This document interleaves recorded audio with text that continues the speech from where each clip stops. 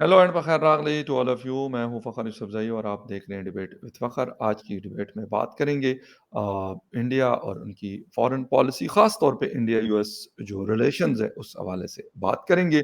काफ़ी गहमा-गहमी देखी जाती है, इससे पहले की एडमिनिस्ट्रेशन हो जो बाइडेन की या अभी ट्रंप एडमिनिस्ट्रेशन हो, उसमें आना-जाना और मुलाकातें होना, चीज़ों को आगे बढ़ाना, बहुत सारी चीज़ें चल रही हैं। अभी रिसेंटली एक बड़ा इम्पोर्टेंट विज़िट किया है तुलसी गबार्ड साहिबा ने, जो नेशनल सिक्योरिटी की डायरेक्टर नेशनल सिक्योरिटी है यूएस की, बड़ी इम्पोर्टेंट पोस्ट होती है। इससे पहले जब नरेंद्र मोदी साहब ने विज़िट किया था यूएस का और बिल्कुल नई एडमिनिस्ट्रेशन बनी थी ट्रंप की, तो वहाँ पर भी उनकी मतलब मुख्तलिफ जो ट्रंप एडमिनिस्ट्रेशन के लोग हैं, बड़े इम्पोर्टेंट लोग हैं, उनके साथ उनकी मुलाकातें हुई हैं। खालिस्तान मूवमेंट के हवाले से कुछ बातें हुई, इसके साथ-साथ डिफेंस और बाकी स्ट्रेटेजिक पार्टनरशिप क्या हो रहा है और क्या होने जा रहा है, इस पे आज बात करेंगे और बात करने के लिए हमें जॉइन कर रहे हैं सीनियर एनालिस्ट, हमारे दोस्त, हमारे भाई डॉक्टर अभिषेक मिश्रा साहब all the way from India. Doctor साहब, thank you very much for joining my show. Always a pleasure. Always a pleasure, Fakr bhai. Always a pleasure. It's a family show. Thank you sir, thank you. अच्छा doctor साहब, थोड़ा-सा तुलसी Gabbard जिस वक़्त Trump administration बन रही थी, तो हमें ये खबरें आ रही थी कि इंडियन ओरिजिन के बहुत सारे लोग उसमें शामिल हो रहे हैं और पाकिस्तान में भी इसके ऊपर बात हुई। लेकिन एक बेशक इंडियन ओरिजिन के लोग ना भी हों, इससे हटकर भी काफ़ी क्लोज़ टाइज़ हैं अमेरिका और यूएस के। गो कि हम ये भी सुनते हैं कि जो अब आप लोगों के डॉक्टर जयशंकर साहब हैं फॉरेन मिनिस्टर, वो कहते हैं कि यार हम अमेरिका पे उस तरह ट्रस्ट नहीं कर सकते जिस तरह हम रशिया पे करते हैं, क्योंकि अमेरिका की पॉलिसी या चीज़ें किसी वक़्त भी तब्दील हो सकती है। लेकिन फिर भी आज एक अच्छा टाइम दोनों कंट्रीज़ के दरमियान चल रहा है। सर क्या चीज़ें हो सकती हैं? क्योंकि खालिस्तान मूवमेंट के हवाले से हम बहुत बातें सुनते हैं, कनाडा शायद एक बहुत बड़ा हब रहा है, यूएस रहा है और ऑस्ट्रेलिया, न्यूज़ीलैंड रहे हैं, लेकिन बाकी यूरोप में भी है, यूके में भी। बट अमेरिका के साथ जो ताल्लुकात हैं, उस पे बात करते हैं और फिर अभी कुछ रिसेंटली एक बड़ी इम्पोर्टेंट विज़िट हुआ था कैनेडियन गालिबन फॉरेन मिनिस्टर आए थे कि पता नहीं डिफेंस चीफ आए थे उनके, जो उन्होंने भी इस हवाले से विज़िट किया, जो एक बड़ी अहम डेवलपमेंट थी। लेकिन क्या हो सकता है अमेरिका इस चीज़ के अंदर क्या मतलब हेल्प कर सकता है इंडिया की? और फिर डिफेंस के हवाले से बात करते हैं। खालिस्तान के हवाले से क्या इंडिया हेल्प कर सकता है, सब जी, पूछ जी, रहे हैं आप। जी। देखिए फगर भाई, खालिस्तान मूवमेंट से अमेरिका का कोई पर से फायदा तो नहीं था ये, या ना है। आई डोंट थिंक कि अमेरिका किसी भी तरीके से इंडिया में कोई इस तरीके की एंटी गवर्नमेंट जो मूवमेंट्स हैं उसको फोमेंट करने में कोई इंटरेस्ट रखता है। मगर ये अमेरिका की एक स्टेट पॉलिसी रही है टू एक्सप्लॉइट एवरी स्टेट, न कि आपके हाथ में एक अगर इस तरीके का कुछ लेवरेज है तो आप उसको यूज करते हैं बेटर टर्म्स के लिए। बट आई थिंक कि जो ट्रंप साहब हैं वो उस तरीके के राष्ट्रपति नहीं है जो अभी तक अमेरिका पिछले एटलीस्ट जब से मैं बना समझ रहा हूँ इन चीजों को, तब से तो वो एक एस्टैब्लिशमेंट वाले प्रधानमंत्री राष्ट्रपति आते आए हैं जो एस्टैब्लिशमेंट की एक एस्टैब्लिश्ड पॉलिसी के साथ चलते आए हैं। राष्ट्रपति ट्रंप कई मायनों में डिसरप्टिव राष्ट्रपति हैं, वो उस तरीके से चीजों को नहीं देखते जिस तरीके से प्रीवियस राष्ट्रपति देखते रहे हैं। तो इसको देखते हुए मुझे ऐसा नहीं लगता कि वो खालिस्तान मूवमेंट के इस लेवरेज को बहुत ज्यादा यूज करना चाहेंगे। क्या उसको वो सबोटाज कर देंगे कंप्लीटली? क्या वो कानून को पकड़ करके सजा दिलवा देंगे और भी खालिस्तानी जो वहां पे ऑपरेट कर रहे हैं, वहां से एक्टिव हैं, उनको किसी तरीके की कानूनी शिकंजे में ला करके उनके खिलाफ मुकदमा चला के उनको बिहाइंड द बार्स कर देंगे? ऐसा मेरी उम्मीद में नहीं है कि वो उस तरीके का कुछ काम करेंगे। हाँ, बट वो उसको बहुत ज़्यादा उसको वो उस तरीके का पैट्रोनेज नहीं देंगे जिस तरीके का पैट्रोनेज दूसरी सरकारों ने दिया या बाइडेन सरकार ने दिया कि आप वो इस तरीके के लूज स्टेटमेंट बोलें और आप बोल करके निकल जाएं। उनको मैसेज दे दिया जाएगा कि इनफ इज इनफ, आप यहाँ रहिए, बात कीजिए, बट ऐसा कोई बयान मत दीजिए कि भारत और अमेरिका के संबंधों को उससे धक्का लगे। अदरवाइज आई डोंट थिंक कि कोई बहुत एक्शन करने वाले हैं या उनको कोई किसी भी तरीके के जेल में डाल देंगे या उनके खिलाफ कोई ऐसा एक्शन हो जाएगा, वो मुझे नहीं लगता। कि अगर उसको आप कह रहे हैं कि क्या वो भारत की मदद कर सकते हैं, आई डोंट थिंक सो कि इस तरीके का कोई एक्शन वो लेने जा रहे हैं या इस तरीके का कोई एक्शन हमें दिखेगा। वो इतना ही करेंगे कि they will make them irrelevant, कि आप चले जाइए, सीन से खत्म हो जाइए, आपका कोई वो बहुत ज्यादा उपयोग बचा नहीं है। जी। अच्छा डॉक्टर साहब बड़ी इम्पोर्टेंट चीज़ें हैं। अभी prime minister of India Narendra Modi साहब ने बाकायदा इनवाइट किया था तुलसी गबार्ड को। अमेरिका में भी उनकी मुलाकात हुई थी, यहाँ पे भी उनके साथ मुलाकात हुई है। हम अक्सर सुनते हैं कि अमेरिका एक बहुत मजबूत इंफ्रास्ट्रक्चर रखता है, जिस तरीके के फाइटर जेट्स हैं, इस तरीके की बहुत सारी चीज़ें हैं। इंडिया एक बहुत मतलब ज़्यादा पैसा खर्च करता है अपने डिफेंस बजट के ऊपर, $80 बिलियन एक बड़ी अमाउंट है। तो इस तरह की चीज़ें, क्योंकि राजनाथ सिंह जी के साथ भी उनकी मुलाकात हुई है, अजीत डोवल साहब के साथ भी उनकी मुलाकातें हुई हैं, जो नेशनल सिक्योरिटी के एडवाइज़र हैं। तो क्या इन फ्यूचर क्या ऐसी चीज़ें हो सकती है? चलें इसको तो खालिस्तान मूवमेंट एक इश्यू है, हो सकता है with the passage of time ये वीक हो जाए। कभी थोड़ा-थोड़ा उठने लगता है लेकिन फिर खत्म हो जाता है, जैसे गायब हो जाता है। लेकिन वो चीज़ें जो डिफेंस से रिलेटेड है या स्ट्रेटेजिक पार्टनरशिप से रिलेटेड है या फिर टेक्नोलॉजिकल ट्रांसफर से रिलेटेड चीज़ें हैं, उसमें क्या डेवलपमेंट आपको नज़र आ रही है, specially in the Trump administration? देखिए, तुलसी गबार्ड जी का इंटेलिजेंस हेड बनना ये बहुत बड़ी अचीवमेंट है।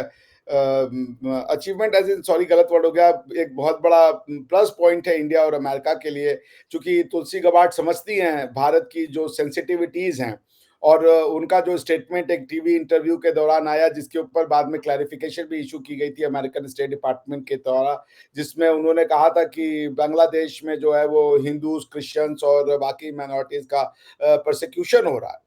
और उसको लेकर के जब बांग्लादेश ने प्रोटेस्ट रिलीज किया था या प्रोटेस्ट दिखाया था, तो उसके बाद अमेरिकन फॉरेन डिपार्टमेंट ने या उन्हीं के डिपार्टमेंट ने, इंटेलिजेंस डिपार्टमेंट ने एक प्रेस रिलीज जारी की, या मेरे ख्याल से उस पर कोई स्टेटमेंट दिया, जिसमें उन्होंने कहा दिस इज नुआंस्ड अंडरस्टैंडिंग। तो अगर हम इसको देखें, इसका नुआंस्ड का मीनिंग, तो ये है कि characterize by subtle shades of meaning of expression. So I mean which is something which is something like not direct, not clear, but then something which is very pertinent. तो वो उसका वो दिया उन्होंने, तो इससे जो स्टेटमेंट दिया उससे ये लगता है कि मोदी सरकार की काफी हद तक समस्याएं जो है वो सॉल्व रहेंगी, देखते हुए सेंसिटिविटीज को, जो हमारी सेंसिटिविटी शायद वेस्ट उस तरीके से नहीं समझता था, क्योंकि वेस्ट को उसका आइडिया नहीं था, या वेस्ट उन चीजों को उस तरीके से नहीं देखता था जिस तरीके से हम देखते हैं। तो हैविंग अ इंटेलिजेंस चीफ जो भारत को अंदर से समझती है, भारत को भारत के दृष्टिकोण से समझती है, भारत की तरह से समझती है, ये भारत के लिए एक बहुत ही it's a matter of great relief कि at least for 3-4 years we are not going to have tough times with America in our sensitive areas. इस तरीके के मैटर्स में अमेरिका और भारत के रिश्ते नहीं खराब होने वाले हैं। जो भारत के लिए सबसे चैलेंजिंग समय रहेगा अमेरिका के साथ, वो एक ही रहेगा, वो है ट्रेड। उसमें भारत ने हुँ। बहुत सारे कंसेशन जो मैंने अभी तक सुने हैं, उनको 2-3 जगह कंसेशन तो मिल ही चुके हैं। जैसे कुछ टैरिफ्स को लोअर किया गया है अमेरिका को वो करने के लिए, प्लेकेट करने के लिए, या उनकी डिमांड्स को समझने के लिए। अब मोदी जी ने लेक्स फ्रीडमैन के शो में ये कहा था, जब उनसे फ्रीडमैन साहब ने बिल्कुल। पूछा पॉडकास्ट में कि राष्ट्रपति ट्रंप ने कहा था कि आप बहुत बड़े, सब उनसे भी अच्छे नेगोशिएटर हैं, तो उन्होंने कहा कि मैं, ये उनका बड़प्पन है कि उन्होंने ऐसा कहा, लेकिन मैं जब नेगोशिएट करता हूं तो अपने देश का इंटरेस्ट ध्यान में रख के करता हूं, और भारत की जनता को यह विश्वास है कि अगर मोदी जी कोई नेगोशिएशन कर रहे होंगे तो वो सिर्फ और सिर्फ भारत के हितों का ही ध्यान रखेंगे। तो मुझे भी मैं प्रधानमंत्री की इन बातों पे आंख बंद करके भरोसा करता हूँ कि जब प्रधानमंत्री किसी भी नेगोशिएशन में रहे होंगे तो भारत के ही हितों का ध्यान रखेंगे।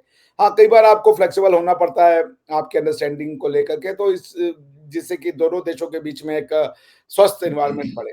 तो इसको लेकर के मुझे लगता है कि डीओजी जो है वो, अरे सॉरी, जो तुलसी गबार्ड जी का जो डिपार्टमेंट है, वो भारत के लिए एक राहत का मुद्दा है उसके एक्सटर्नल मैटर्स पे। उसके इंटरनल मैटर्स पे भी, जहाँ पे हमेशा हमें ह्यूमन राइट्स का ताना दिया जाता है, हाँ, specially when it comes to the minorities और मुस्लिम्स को लेकर के, कि आपके यहाँ पे सिचुएशन अच्छी नहीं है और उनका जो है उनके राइट्स का वायलेशन हो रहा है। इस तरीके के जो जो ताने हैं, आई एम श्योर कि 4 साल तक तो नहीं आएंगे। तो ये एक फायदा होगा, दिस इज यही है तुलसी गबार्ड जी का उस पर्टिकुलर पोजीशन पे होना। और आप देखिए अमेरिका के अंदर क्या चल रहा है, अमेरिका चुन चुन के उन लोगों को निकाल रहा है जिन्होंने ये जब इजराइल ने अटैक किया था पैलेस्टाइन के ऊपर, तो जिन्होंने प्रोटेस्ट किए थे और वायलेंट प्रोटेस्ट किए थे, America has been after them. वो उनको आइडेंटिफाई कर रहे हैं। जैसे कोलंबिया यूनिवर्सिटी को हाँ, उन्होंने कहा बिल्कुल। कि कोलंबिया यूनिवर्सिटी को उन्होंने कहा हम आपको $400 मिलियन देते हैं स्टेट एड का, वो बंद कर देंगे अगर आप इस तरीके से जो मास्क लगा करके जिन लोगों ने वायलेंट प्रोटेस्ट किया था इजराइल के अगेंस्ट में, उनको आइडेंटिफाई करके अगर आप बाहर नहीं निकालते हैं या मास्क को आप कैंपस में बैन नहीं करते हैं। बहुत से लोगों ने अपने आप को सेल्फ डिपोर्ट कर दिया है क्योंकि उनका वीजा कैंसिल हुआ। 5-6 इंडियंस भी इसमें ऐसे हैं जिनका अच्छा। वीजा अफेक्ट हुआ और उनको अपने आप को बाहर निकालना पड़ा बिकॉज कि वो पार्ट थे गाजा प्रोटेस्ट का। तो उसको ही देखते हुए चूंकि वो इन चीजों को समझ रहे हैं, जो जो इश्यूज हमने पहले भी कहा था कि एक लेफ्ट का इकोसिस्टम है और लेफ्ट जो है वो बड़ा मतलब रेडिकल उनकी आइडियोलॉजी रही है कुछ चीजों में, जो जो जो जो इस तरीके की पैट्रियटिक गवर्नमेंट्स है उनके लिए काफी परेशानी का बायस थी। वो इस तरीके के डेमोक्रेटिक मींस का उपयोग करते थे डिस्ट्रक्टिव कॉज के लिए। उस पे भी मुझे लगता है कि एक तरीके से रोकथाम होगी। और अगर जो सीएए या anti farm bill, anti farmers act के अगेंस्ट में जो हमारे यहाँ आपने देखा होगा 1-1 डेढ़-डेढ़ साल तक वो पूरा का पूरा रास्ता जाम बिल्कुल। करके बैठे थे और ट्रूडो और इन लोगों की तरफ से ये स्टेटमेंट आता था कि ये freedom of speech and expression है। इस साइड का इस टाइप का भी हमारे तरफ से हमारी तरफ मतलब we will not get to hear these kind of मतलब समझ लीजिए obnoxious comments or comments which are not well understood by the foreign dignitaries। तो ये हमारी उम्मीद है कि ऐसा ऐसा होगा। देखिए बाकी हाउ थिंग्स अनफोल्ड। अच्छा डॉक्टर साहब, एक चीज़ आपने कही कि मतलब जिस तरह का प्रोटेस्ट कोलंबिया यूनिवर्सिटी में हुआ, हालाँकि शायद अमेरिका में सबसे बड़े प्रोटेस्ट हुए गज़ा की सॉलिडारिटी के हवाले से। क्या हम इस चीज़ को ये सिर्फ़ अमेरिका की बात नहीं कर रहा, ये इवन पाकिस्तान भी इसमें है। चले अरब कंट्रीज़ में ये चीज़ें नहीं होती, वहाँ पे एक और सिस्टम चलता है। लेकिन चले हमारे इस एरियाज़ में ये प्रोटेस्ट वग़ैरह ये चीज़ें हुआ करती थी या हुआ करती हैं। क्या इसको ख़त्म किया जा रहा है कि कोई अगर लेट्स सपोज़ मुझे डोनाल्ड ट्रंप की पॉलिसी पसंद है या नेतन्याहू की नापसंद है, तो मतलब दिस इज़ माय बेसिक या फंडामेंटल राइट कि मैं उसके ऊपर प्रोटेस्ट करूँ। तो ये चीज़ें ख़त्म हो रही हैं हमारी सोसाइटी से। पाकिस्तान में भी इस तरह की चीज़ें अनफॉर्च्यूनेटली हमें बहुत देखने को मिली है। वो बेशक गज़ा के हटकर पाकिस्तान के हवाले से अगर जो चीज़ें उसमें भी ये मसले आ रहे हैं।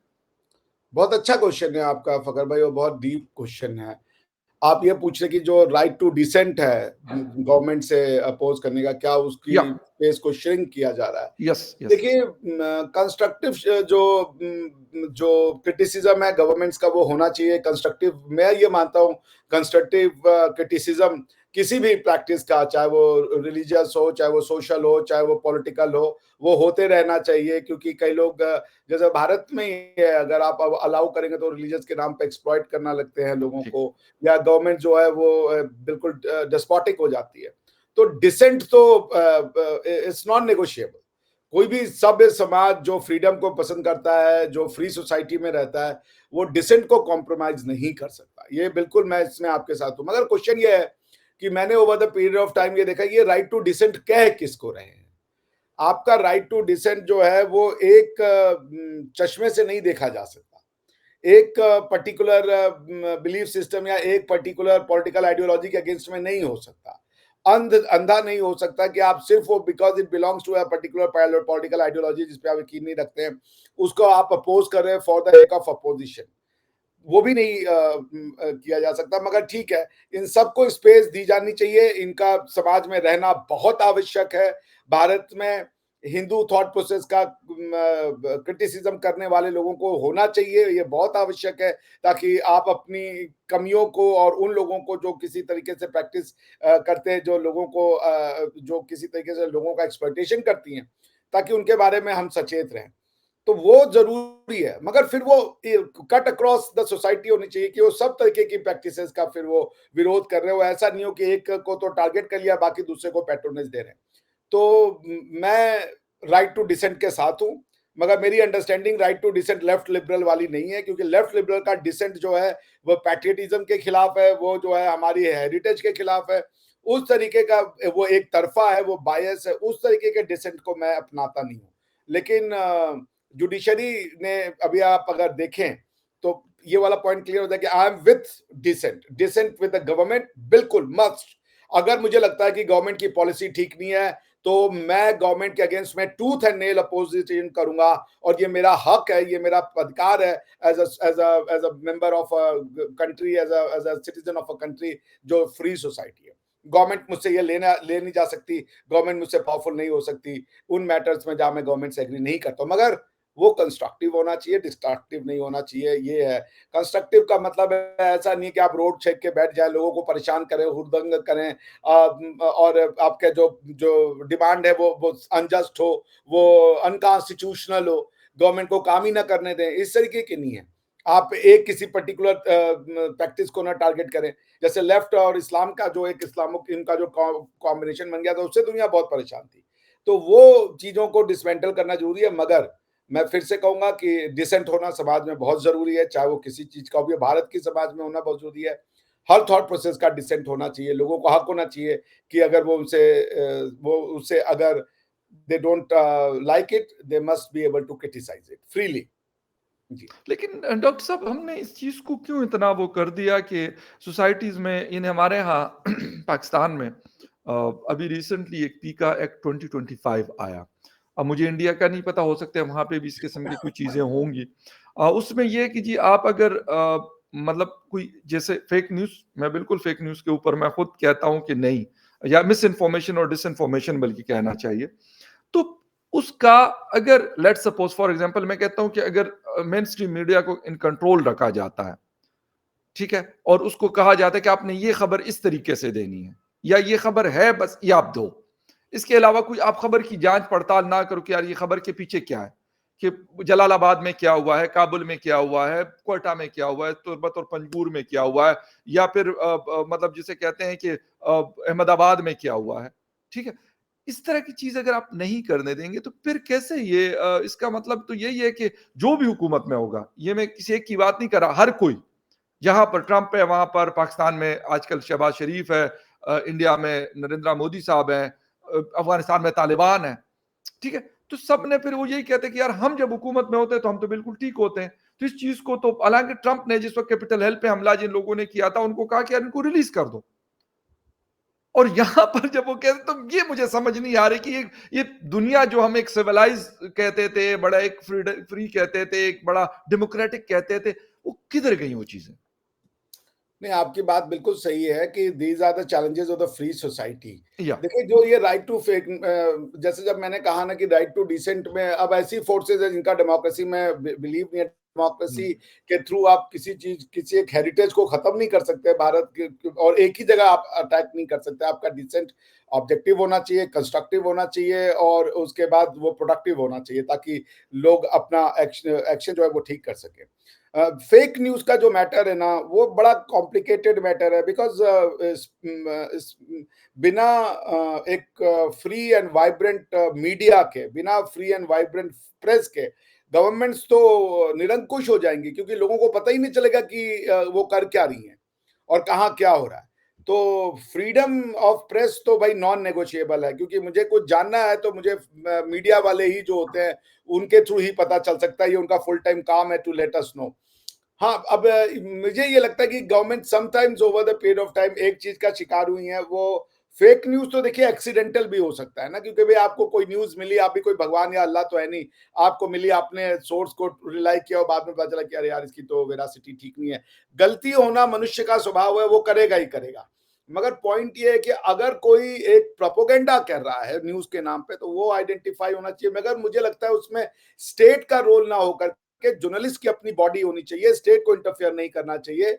जो सेल्फ रेगुलेटरी जो मेजरमेंट्स हैं वो उनको लें, और उसके बाद लोगों को कहें कि ठीक है, आप एंगेज कीजिए कंस्ट्रक्टिव डिस्कशन में, मगर आप झूठ नहीं फैलाएंगे और प्रोपेगेंडा नहीं फैलाएंगे। अगर सच है वो, तो प्लीज गो अहेड, और हम लोग आपके साथ हैं। या वो जो अपना खुद का एक कोड ऑफ कंडक्ट बना लें, जो प्रेस सोसाइटी होती है, और उसके तहत वो काम करे। गवर्नमेंट्स का इंटरफेरेंस नहीं होना चाहिए।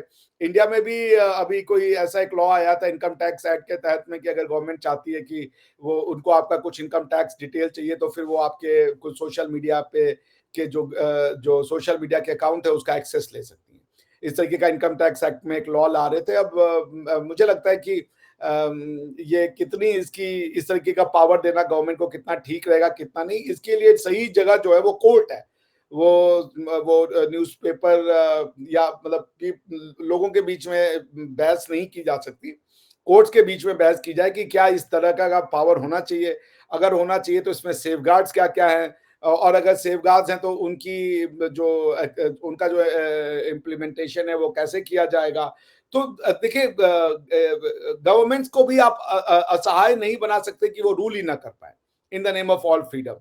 So we have to strike a balance between the governmental power and the freedom of individuals. तो वो दोनों के बीच में आपको एक स्ट्राइक करना पड़ेगा। तो गवर्नमेंटल पावर जो है मेरे ख्याल से जब तक वो ऐसा कोई सिक्योरिटी इशू ना हो जाए, गवर्नमेंट्स को जो है वो इंटरफेयर नहीं करना चाहिए लोगों के खासकर प्रेस के फ्रीडम में। गवर्नमेंट का ये काम नहीं है कि वो डिसाइड करे कि कौन सी न्यूज़ चलेगी, कौन सी नहीं चलेगी। गवर्नमेंट्स का ये काम नहीं है कि वो डिसाइड करें किस मुद्दों पे बातचीत होगी, किन मुद्दों पे बातचीत नहीं होगी। गवर्नमेंट का काम ये नहीं डिसीजन लेना है कि भाई कौन सच बोल रहा है, कौन झूठ बोल रहा है। अगर कोई डिबेट जो है उसमें कोई आके 2 लोग अपनी व्यू लग रहे हैं और गवर्नमेंट को लगता है कि ये सही पोजीशन नहीं है, तो लेट द पीपल डिसाइड। लोग अपने एक बार आप उनको झूठ बोल के कंफ्यूज कर सकते हैं, 2 बार झूठ बोल के कंफ्यूज कर सकते हैं, बार-बार आप उनको झूठ बोल के कंफ्यूज नहीं कर सकते। तो इसलिए गवर्नमेंट्स को इससे दूर रहना चाहिए और जो प्रेस के लोग हैं वो बैठ करके conduct of code of conduct बना लें कि भाई ये ऐसा चीजें हैं, इन चीजों को हम प्रोपोगेंडा मानते हैं और इसको हम जो है अपनी प्रैक्टिसेस से दूर करेंगे। बट आई डोंट थिंक कि गवर्नमेंट को इंटरफेयर करना चाहिए एट एनी कॉस्ट। ये गवर्नमेंट का काम नहीं है, बिकॉज गवर्नमेंट्स निरंकुश हो जाएंगी। गवर्नमेंट के पास ताकत है, अगर उनके ताकत पे कोई चेक नहीं लगेगा तो ये हमारे आपके लिए कोई बहुत अच्छी सूचना नहीं होगी। बट हाँ, प्रेस को भी ये डिसाइड करना पड़ेगा कि वो किसी के साथ ना खेले, वो ऑब्जेक्टिविटी, न्यूट्रलिटी, इम्पार्शियलिटी राइट, इसको वो बनाए रखें। बेशक। तो वो अगर वो क्रिटिसाइज कर रहे हैं पार्टी एक्स को तो पार्टी वाई को भी क्रिटिसाइज करें। ये नहीं कि आप एक तरफा पार्टी एक्स को क्रिटिसाइज किए जा रहे हो, पार्टी वाई की जो अच्छी भी बातें हैं उसको भी आप जो है लोगों के सामने गलत रूप से प्रस्तुत कर रहे हो, तब गवर्नमेंट को थोड़ा सा डिस्कम्फर्ट होता है। तो आई थिंक ये प्रेस वाले आपस में बैठ के बात कर सकते हैं कि भाई दोनों में एक यस, बैलेंस लगाओ ताकि उनका भी जो उनकी कंसर्न्स है उसका भी ख्याल रखा जा सके। जी। बिल्कुल सही। और डॉक्टर साहब थैंक यू वेरी मच। बहुत सारी चीज़ें क्योंकि इस वक्त दुनिया में एक अजीब किस्म का सिस्टम चला हुआ है। एक तो ये है कि जी इमिग्रेंट्स के ऊपर बहुत ज़्यादा क्रैकडाउन है, वो यूरोप में हो या अमेरिका में हो, ये चीज़ें अगर एक बंदा वहाँ पे रहता है, इवन पाकिस्तान में अफगानिस्तान के लोग यहाँ पे बहुत सारे मिलियंस के हिसाब से रहते हैं, उनके खिलाफ भी ये चीज़ें चल रही हैं। बाकी जिस जगह पे भी हम देखें तो ये सिलसिला चला हुआ है, जिसके ऊपर भी मेरे ख्याल में सबको मिल बैठ कर कोई फैसला करना चाहिए कि यार वैसे तो हम ह्यूमैनिटी की बहुत सारी बातें करते हैं, लेकिन यहाँ पे हमारी ह्यूमैनिटी कहाँ चली जाती है और क्यों नहीं होती? ठीक है, अगर कोई गलत काम करता है, वो अगर एज़ ए पाकिस्तानी भी मैं गलत करूँगा तो मुझे उसकी सज़ा मिलेगी और मिलनी भी चाहिए। लॉ मौजूद है, सब कुछ है। अगर कोई अफ़गानिस्तान का करेगा तो उसको भी उसी तरीके से होना चाहिए, बजाए इसके कि हम कहें कि यार क्यों? इसी तरीके से अगर कोई इंडियन या पाकिस्तानी या बांग्लादेश या फिर किसी और कंट्री का अमेरिका में रहता है और उसके साथ आप इस तरह का वो रखते हैं, तो मेरे ख्याल में इसके ऊपर भी थोड़ी बात करने की ज़रूरत है। डॉक्टर साहब बहुत शुक्रिया आपके टाइम का कि आपने शो जॉइन किया। And viewers thank you very much for watching debate with Fakhar सब्ज़ी। किसी और डिबेट में फिर मिलेंगे, तब तक के लिए take care, bye. Bye bye Fakhar भाई। Thank you very much. Thank you very much.